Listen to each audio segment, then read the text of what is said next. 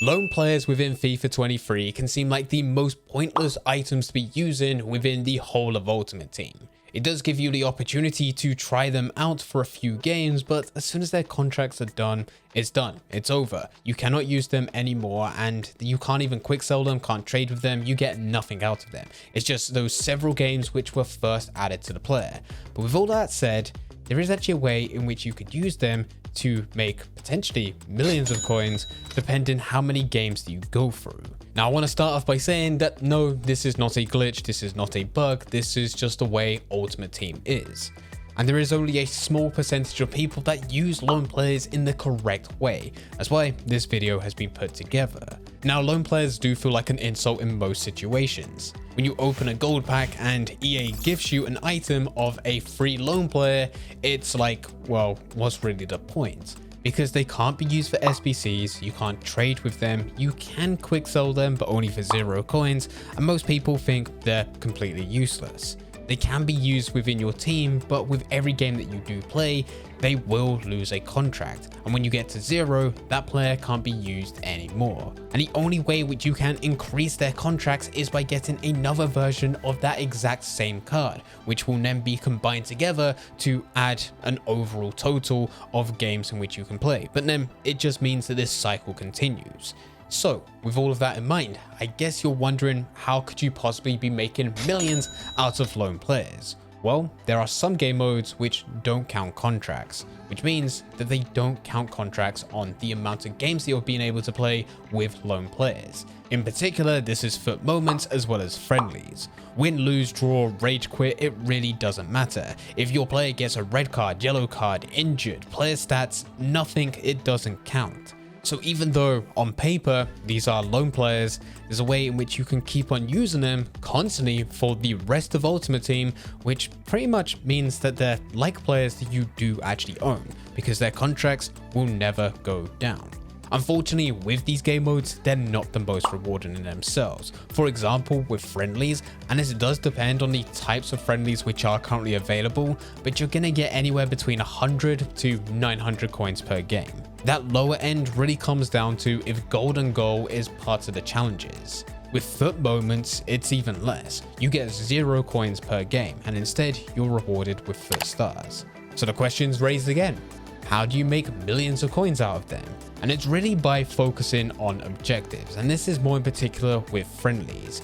There will always be objectives that will require you to go through certain game modes by playing matches, scoring goals, winning games, and you will be rewarded. With the ones available within friendlies, they tend to be much better rewards than anything else. Sometimes a new friendly game mode will be active where if you just go through and win one game, you'll be able to start claiming your rewards. And this is really where you want to focus your time, because if you keep on going through these game modes, yes, your first game and your first win will give you something like an 80 plus players pack. It has the chance to get something good, but it's still not guaranteed. It's not until you start to win more than that, when you need to win 5, 10, 15, 20, whatever the challenge is, where eventually you can push to much bigger rewards. Sometimes it will even gift you packs where you get an 85 plus players pack, giving you a much higher chance of you being able to get something good. And these can only be found if you are going through your objectives and looking for friendlies. But how you can start using these lone players is by using the lone players within the team.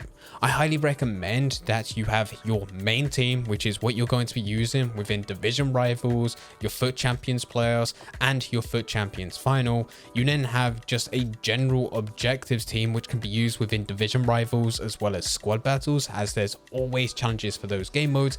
And then you should also have potentially 2 teams which can be used for friendlies. A friendly team which has no requirements and you can go and place any players including lone players, and then a second team where it's probably going to have to fit into different types of requirements based on the challenges that you're completing as well as the requirements of friendlies. And that's where there is a few limitations. Sometimes EA will push out a friendly game mode which will tell you not to have any lone players available, in which, of course, with this type of video, they're not usable. But that's why you can go and use that other team that we just mentioned for friendlies just to complete generic challenges like that. If you just focus on the friendlies, which will allow you to use lone players within these game modes, you can constantly be rewarded. And for every single game that you play, the contracts are not taken down, so it's almost like you do own them and you're constantly getting the most out of them with every single game that you do play. And this is also the exact same with FUT Moments. With the lone team that you put together, you can swap out a few players here and there to complete certain challenges, but they're always going to be available. You just need to go through the clips of gameplay, play through them, complete the challenges as well as the requirements for the team in order for you to enter, and once you finish, yet again, it's not going to take any contracts from your players. It doesn't count red cards, yellow cards, injuries, nothing. The only difference is at the end, you're not going to be there to completing challenges for objectives. You're not going to be gifted coins. Instead, you're going to be gifted FUT stars. It's those FUT stars which can be stacked up to then claim into different packs. These packs are all untradeable, and I only recommend you go into your seasonal rewards and go all the way to the right where you can find the most expensive rewards. Don't bother with anything such as a welcome pack. Anything that costs less than 30 FUT stars typically isn't worth it. The packs that cost more, especially getting around 65 FUT stars, those tend to be a lot better. As long as you constantly have a team that's put together filled with loads of different lone players, or as many players that you do currently have within your club which are loaned, you can continuously keep on going through FUT Moments and friendlies. And as long as you keep on going through this, eventually you'll be able to make a lot of coins out of them. Not so much coins directly, but the amount of rewards that you can get, which includes packs, and then using those packs to get players to throw into SBCs and keep on going. This is the whole cycle of Ultimate Team, where you can use those players as untradables to use within your team or further improve in other areas such as squad builder challenges. But there is also a way in which you can be even more efficient. Let's say that you was able to get Team Leo Messi. He was available within FUT Moments. You were able to go to the FUT Star Gallery and you were able to claim him for 0 stars because he was required for some of the challenges. With that loaned Team Leo Messi, you are then going to use them within the FUT Moment challenges, complete all of them. Then you can place him within your main team. Let's be real, it's Team Leo Messi. He's going to be insane within game. You might as well take advantage of a few of those games which are available. This can certainly help you out within division rivals, the FUT Champions playoffs, or the FUT Champions final. He'll likely score goals and assist you in ways that you never thought were imaginable. He's probably going to carry your whole team. You might as well use him within those game modes until he gets down to his final game. Once he's down to his final game, that's when you'll remove him from the team and go and place him within your lone challenge team. This is where you can carry on using him within FUT Moments and continuously keep on going through friendlies. That way you really maximize the most out of any lone player.